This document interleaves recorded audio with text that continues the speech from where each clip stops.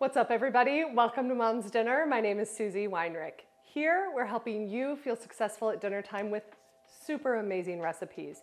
You can come back here every Tuesday for a new recipe video of something you can get on the table. So if all that sounds good to you, we would love to have you subscribe to the channel. Y'all, today I'm going to share with you how to make stuffing from scratch. Stuffing or dressing, I guess if we're getting technical, it's really dressing because we're not actually stuffing the bird with this. Whatever you want to call it, it's amazing. This is one dish that you want to know how to make as a home cook around the holidays. A really good stuffing or dressing just is amazing. All right, the first thing that we want to talk about is drying your bread cubes. We're not just buying the already dried cubes that come in a bag at the grocery store. You want to make your own bread cubes. We're not making bread, but we are going to buy a high quality bread at the grocery store. You want to look for something that's just a little bit thicker, something like a Celery Artisano or a Pepperidge Farm Hearty White. Those are both wonderful. And then you want to cube it up into about 1-inch cubes. It doesn't have to be exact. Something like that's great. The first method of the two to dry those bread cubes is to just cube them up, put them on a rimmed baking sheet just like this, set them on your counter overnight. The air is just gonna dry up those cubes. You hear that? Perfect. The second option is a faster method, and it's with the oven. So again, cube up your bread, put them on the rimmed baking sheet, and then you're gonna bake them at 250 degrees for about 30 minutes, and you'll just kind of toss them once or twice through the cooking time. If they're not completely dry and sound like this, add 5 minutes as you go. Now with that first method, with the countertop method, if it comes time to make your stuffing and you don't feel like the cubes are quite dry enough, you can pop them in that 250 oven for like 10 minutes and finish that drying process.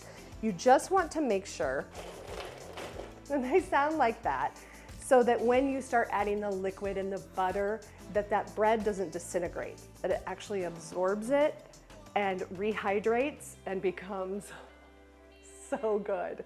So now that we've got the bread out of the way, let's go on with the rest of the recipe. All right, friends, do not be counting calories on this recipe because it starts with a lot of butter. You want to put about 3/4 cup of salted butter into a skillet and just let that start to melt down. Now you're going to chop up some celery. When I'm making stuffing, I love to use the celery leaves and those inner tender pieces. And you want to cut up about 2 cups. Now, this is a great kitchen tip. When I was cutting the celery, my cutting board was kind of moving around, which makes for a dangerous knife environment. So I like to wet a towel, put it underneath your cutting board, and it will stabilize your cutting board really well. All right, so then you're also going to chop up 1 medium or large yellow or white onion. I had pretty small onions this day, so I went ahead and cut up 2 small yellow onions. Now you want to let this soften in the butter. This is going to take like 20 or 30 minutes because you want it to soften, not brown. So while that's doing its thing, you're going to chop up some herbs. Fresh sage is the key here. And sage is the flavor that you probably most likely associate with the holidays. It is earthy and delicious. So with the fresh sage, take those soft leaves off the stems, and then I like to just kind of bundle them up in a pile and then cut across them all the way through.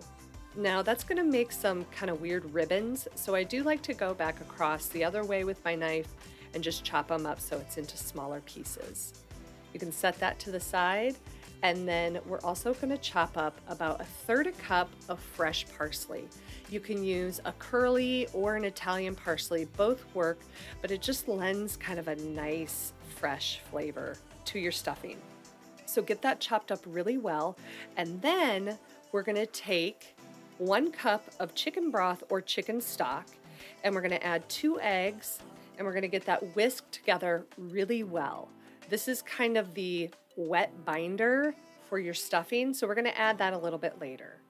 All right, now the onions and the celery have done their thing in the butter. They are nice and soft. So we're going to season this up with 1.5 teaspoons of kosher salt, 1 teaspoon, you could go half a teaspoon if you don't super love black pepper.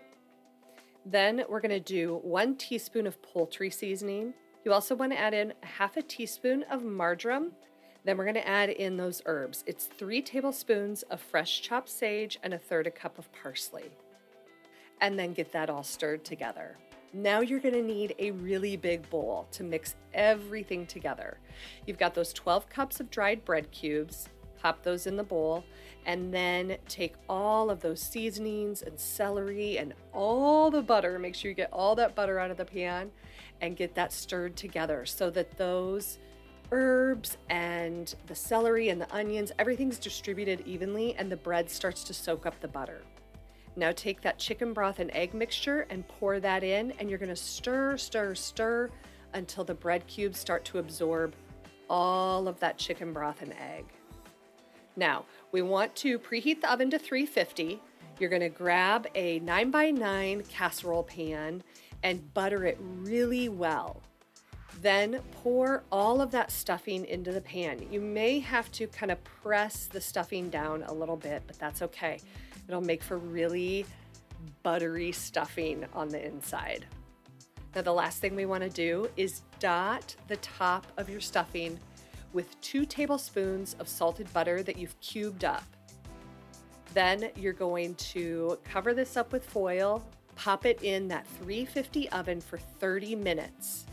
Then you're going to remove the foil and let it go for another 15 minutes. If you want it extra crispy on top, you can broil it for just a couple minutes at the end. Oh my gosh, it is literally perfect. It is golden and crispy on the top, and actually, let's listen to some bits that are so crispy and perfect, yet the inside is buttery and soft. When it bakes in the oven, you can see the butter just kind of bubbling up around the edges of the pan. So good. So this recipe makes a 9x9 pan, which is going to be enough to serve 6 to 7 people. If you want, you can actually double this recipe if you have a larger dinner or a larger holiday.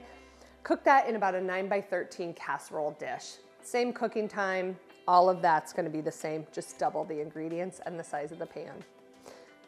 All right, so we're going to see if this is not absolutely smoking hot. I'm going to take a little bite because my whole house smells like Thanksgiving right now. Oh my gosh. Ooh. Oh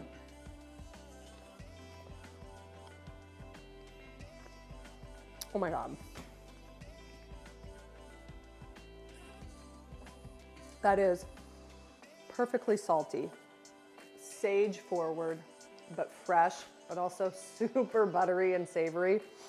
The bread on the inside, like I said, is just like buttery and soft, but you still get crispy bits from the butter that we put on top. It's perfect. It's the best of both worlds. So if you've got a crispy stuffing contingency and then a wet stuffing group, this is gonna make everybody happy. I really hope that you make this one for your holiday table or a special dinner. And if you do, just let me know in the comments how it turned out and if it was the showstopper.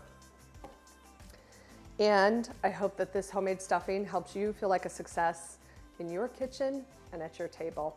Join me next week for another recipe video. Until then, see ya.